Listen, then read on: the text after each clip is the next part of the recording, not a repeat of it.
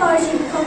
মাননীয় সভাপতি, আপনার কি মনে আছে সেই আনন্দ জ্ঞানের কথা? বিদ্যালয়ের মধ্যে বিদ্যালয় সেখানে সর্বকারে ফুল ফোটানো হয়। হ্যাঁ মাননীয় সভাপতি, বিদ্যালয় এমন একটি শিক্ষা প্রতিষ্ঠান সেখানে সর্বকারে ফুল ফোটানো হয়।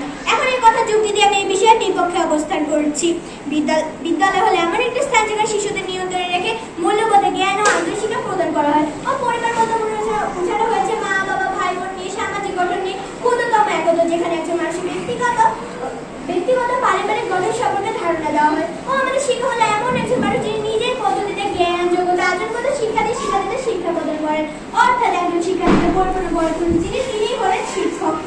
আজকে প্রতিপক্ষের বক্তব্য বিষয়ে লক্ষ্য করে দুটি প্রধান বিষয় পারিবারিক শিক্ষা ও প্রাতিষ্ঠানিক শিক্ষার মধ্যে দিয়ে আমরা কথা বলছি প্রাতিষ্ঠানিক শিক্ষা নিয়ে। মানে সভাপতি লক্ষ্য করুন, একজন মা তার শিশু অসুস্থ হলে তাকে প্রাথমিক চিকিৎসাটি প্রদান করে, তখন কি আমরা তাকে বলবো পৃথিবীর সবথেকে বড় চিকিৎসা? হ্যাঁ, প্রতিপক্ষের এখনই হাস্যকর যুক্তির উপর নির্ভর করে তারা আজকের এই বিতর্কে ভিত্তি দাঁড় করেছে। যে মা তার শিশুকে চিকিৎসা দিলে সব থেকে বড় চিকিৎসক হতে পারে না, ঠিক তেমনই একজন মা বাবা তার সন্তানকে শিক্ষা দিলে বড় শিক্ষক হতে পারেন না।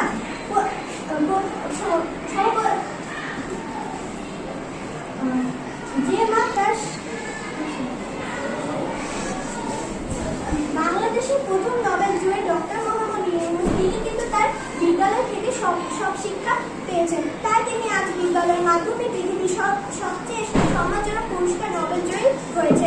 প্রতিপক্ষের কাছে আমার আরেকটি প্রশ্ন রয়েছে, তারা যে বারবার বলছে যে পরিবারের সব থেকে বড় শিক্ষক, তাহলে একটি শিশু 5 বছর পর তার বিদ্যালয়ে কেন ভর্তি হয়? আশা করি উত্তর দিয়ে যাবে মাননীয় সভাপতি। আমরা আমাদের শিক্ষকের বলা থেকে তারা আমাদের মা বাবার মতো, এবং শিক্ষক এবং মা বাবাকে বলা থেকে তারা আমাদের শিক্ষকের মতো। কিন্তু আমরা আমাদের মা বাবাকে যেরকম শিক্ষক বলে ডাকতে পারি না, ঠিক তেমনই শিক্ষককে মা বাবা বলে ডাকতে পারি না। এর উপর নির্ভর করে আমরা 3টি ক্ষেত্র নির্মাণ করেছি। 1, নিরক্ষরতা, পারিবারিক কাঠামো আমাদের ভবিষ্যৎ নষ্ট করছে। 2, বিদ্যালয় শিশুকে সামাজিক জীব হিসেবে গড়ে তুলছে।